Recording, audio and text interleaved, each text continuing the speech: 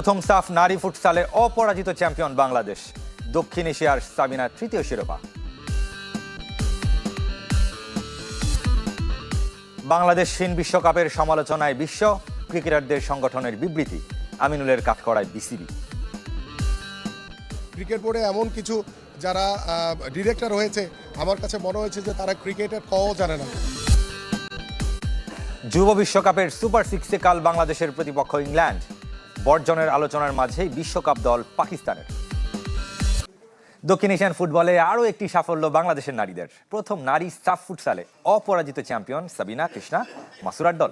2 ফরম্যাটে সাফের তৃতীয় শিরোপায় বাংলাদেশকে নেতৃত্ব দিলেন সাবিনা খাতুন।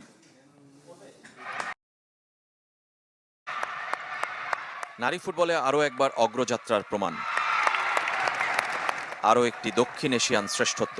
2 ফরম্যাটে তৃতীয়বার। তবে এবার প্রথমের সাথে উচ্চারিত হবে বাংলাদেশের নাম। সাফ নারী ফুটসালের অভিষেক আসরের শ্রেষ্ঠত্ব সাবিনা কৃষ্ণা মাসুরাদের। সাফ সভাপতি কাজী সালাউদ্দিন তুলে দিয়েছেন রূপালী ট্রফিটি। সাফ ফুটসাল সহ 3 শিরোপায় জড়িয়ে সাবিনা খাতুনের নাম। বাংলাদেশের নারী ফুটবলের আইকন, তাই তাকে কেন্দ্র করে উদযাপন। 7 দলের আসরে লিগ পর্বের শেষ ম্যাচে মালদ্বীপকে গোল বন্যায় ভাসিয়েছে বাংলাদেশ। 16 গোলের খেলায় 14টি বাংলাদেশের। হ্যাট্রিক করেছেন সাবিনা ও লিপি। টুর্নামেন্টে দ্বিতীয় হ্যাট্রিক বাংলাদেশ অধিনায়কের। পয়েন্ট ব্যবধানে সবাইকে টপকে গেছে বাংলাদেশ গোল সংখ্যাতেও।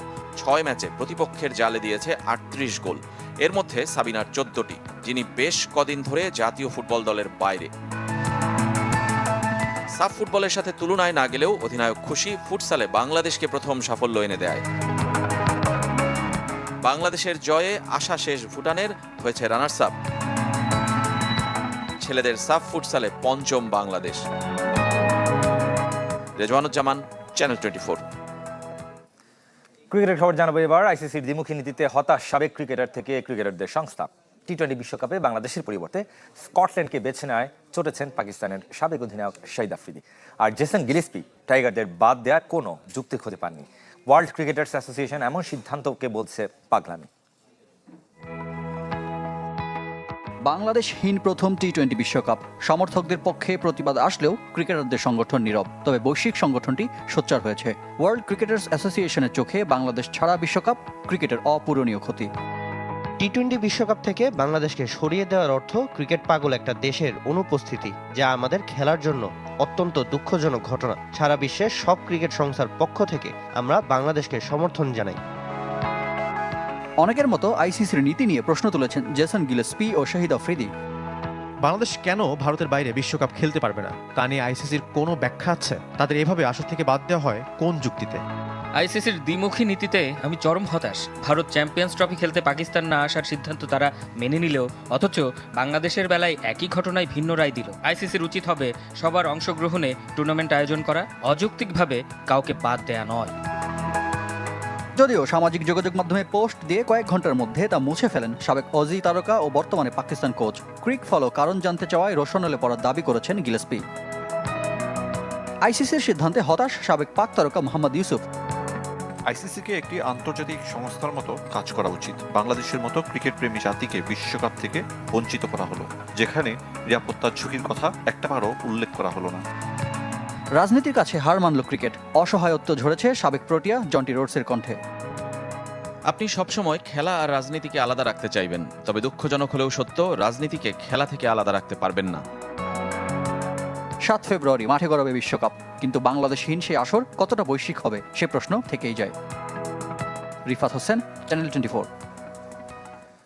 ক্রিকেট কূটনীতিতে নির্বুদ্ধিতার পরিচয় দিয়েছে বিসিবি। টি-20 বিশ্বকাপে না থাকায় বড় ক্ষতির সংখ্যায় বিএনপির ক্রীড়া সম্পাদক আমিনুল হক। হঠাৎ সাকিব ইস্যুতে বোর্ডের অবস্থানকে বলছেন নিছক লোক দেখানো। দেশের স্বার্থ সবার আগে, তবে ক্রিকেটের সাথেও জড়িয়ে সমর্থকদের আবেগ। মুস্তাফিজ ইস্যু, ভারত সফর নিয়ে নিরাপত্তার শঙ্কা, শেষমেশ বিশ্বকাপে না থাকার মাধ্যমে অনিশ্চয়তার ঘেরাটোপে দেশের ক্রিকেট। 22 গজের ভবিষ্যৎ নিয়ে নানা মনি নানা মত। কেউ বিসিবির অবস্থানকে সমর্থন জানিয়েছেন, আবার দ্বিমতের সংখ্যাটাও নেহাত কম নয়। আইসিসি ও বিসিসিআই এর সঙ্গে ক্রিকেট কূটনীতিতে হেরে গেছে বিসিবি, মনে করছেন বিএনপির ক্রীড়া সম্পাদক আমিনুল হক। ক্রিকেট বোর্ড অত্যন্ত নির্বুদ্ধিতার পরিচয় দিয়েছে। তাদের এই হঠকারী সিদ্ধান্তের কারণে আমি মনে করি যে আমার দেশের ক্রিকেট ক্ষতিগ্রস্ত হবে। ভবিষ্যতে এটা অবশ্যই খতিয়ে দেখে এদের বিরুদ্ধে যদি কারো কোনো দুরভিসন্ধি কোনো যদি উদ্দেশ্য থাকে সেটাকে তদন্ত করে বের করে তার বিরুদ্ধে অবশ্যই বাংলাদেশ এবং বাংলাদেশের যারা জনগণ রয়েছে তারা সেই ব্যবস্থা গ্রহণ করবে ইনশাল্লাহ। বিপিএল চলাকালীন ক্রিকেটারদের ধর্মঘট, এম নাজমুল ইসলামের দায়িত্ব ফিরে পাওয়া, ফিক্সিং ইস্যুতে মুখলেসুর রহমানের বিসিবির পরিচালক পদ ছাড়া, ইশতিয়াক সাদেকের পদত্যাগ, একের পর এক ঘটনায় দিশেহারা ক্রিকেট আঙ্গন। ডিরেক্টর হয়েছে, আমার কাছে মনে হয়েছে যে তারা ক্রিকেটের কও জানে না, তারা ক্রিকেটের সাথে কখনো সংগঠক হিসেবে কাজও করেনি। এই রকমের ক্রিকেট বোর্ডের পরিচালকদের দিয়ে কিভাবে আপনি ক্রিকেটকে আগাবেন? আলোচনার বাইরে থাকা সাকিব আল হাসানকে হঠাৎ প্রাসঙ্গিক করে তুলেছে বিসিবি। নিজেদের ভুল ত্রুটি আড়াল করতেই কি এমন লোক দেখানো কথাবার্তা? রীতিমতো স্ট্যান্ডবাজি আমি বলবো, কারণ হচ্ছে যে সাকিবের বিষয়টা সিদ্ধান্ত নিবে রাষ্ট্র, সে রাষ্ট্রীয় আইন অমান্য করে ক্রিকেট বোর্ডের কোনো এখতিয়ার নাই সাকিবকে ফিরে আনতে হলে অবশ্যই রাষ্ট্রকে সম্মান দেখিয়ে রাষ্ট্রের যে আইন রয়েছে সে আইনের প্রসিডিওরের ভিতরেই সাকিবকে ফিরিয়ে আনতে হবে। তবে ক্রিকেটার সাকিবের প্রতি শ্রদ্ধাশীল আমিনুল। আরিফুল ইসলাম, চ্যানেল 24, ঢাকা। এদিকে বিশ্বকাপ বর্জনের আলোচনার মাঝেই দল ঘোষণা করেছে পাকিস্তান। অধিনায়ক করা হচ্ছে সালমান আলী আগাকে। 15 সদস্যের দলের 5 জনের প্রথম বিশ্বকাপ এটি, যার মধ্যে অধিনায়ক সালমান নিজেও আছেন।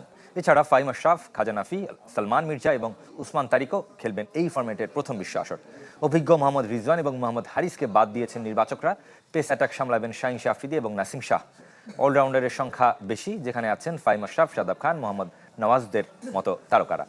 লাহোরের গাদ্দাফি স্টেডিয়ামে কোচ মাইক হাসান, অধিনায়ক সালমান আগা এবং নির্বাচক আকিব জাভেদ দল ঘোষণা করেন, যেখানে বিশ্বকাপ ইস্যুতে সিদ্ধান্ত সরকারের বলে জানিয়েছেন আকিব জাভেদ। এই গ্রুপে ভারত, নেদারল্যান্ডস, যুক্তরাষ্ট্র, নামিবিয়ার সাথে খেলবে পাকিস্তান। इस तरह से अगर आप 2 बॉलर्स के ऊपर जाते हैं ना एट टाइम्स, जैसे हारिस है या वसीम है, मोस्टली आपको देखिए हम सिलेक्टर्स हैं, हमारा काम है टीम को सिलेक्ट करना। और ये বিশ্বকাপে খেলা না খেলা নিয়ে সিদ্ধান্ত জানাবে সরকার। আমি নির্বাচক, তাই আমার কাজ দল বাছাই করা, আর আমরা তাড়াহুড়ো করে দল দেইনি। অনেক সময় নিয়ে চিন্তা ভাবনা করে শেষ মুহূর্তে বিশ্বকাপ স্কোয়াড প্রকাশ করেছি। तो इसमें हम तो आपको मैं तो इस बारे में कुछ नहीं कह सकता। যুব বিশ্বকাপে খবর জানাবে এবার। কাল শুরু বাংলাদেশের সুপার 6-এর লড়াই। প্রতিপক্ষ ইংল্যান্ড, অন্য ম্যাচে আফগানিস্তান, শ্রীলঙ্কার লড়াই। খেলা শুরু দুপুর 1:30টায়। ইংলিশদের বিপক্ষে আগের 3 দেখায় পিছিয়ে বাংলাদেশ 1 জয়ের সাথে রয়েছে 2 হার। গ্রুপ পর্বে 1 ম্যাচ জিতলেও 1 ম্যাচ হারের স্বাদ পেয়েছে লাল সবুজের প্রতিনিধিরা। আর অন্য ম্যাচ বৃষ্টিতে পরিত্যক্ত হয়েছিল।